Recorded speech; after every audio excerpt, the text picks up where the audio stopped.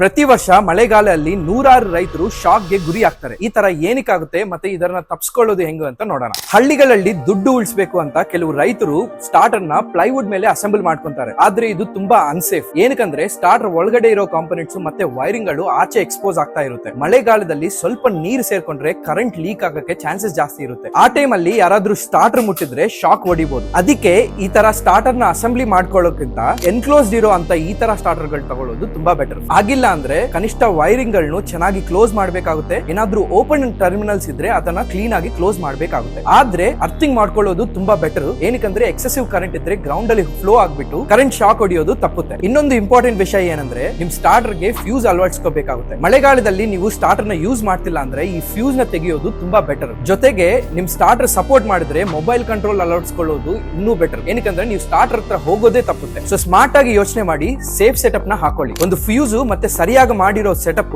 ನಿಮ್ ಮೋಟರ್ ಅನ್ನು ಮಾತ್ರನೇ ಅಲ್ಲ ನಿಮ್ಮ ಜೀವವನ್ನು ಕಾಪಾಡುತ್ತೆ. ಈ ವಿಡಿಯೋನ ಬೇರೆ ರೈತರ ಜೊತೆ ಶೇರ್ ಮಾಡಿ. ಒಂದು ಶೇರು ಒಬ್ಬರ ಲೈಫ್ ನ ಸೇವ್ ಮಾಡಬಹುದು. ನಮಸ್ತೆ.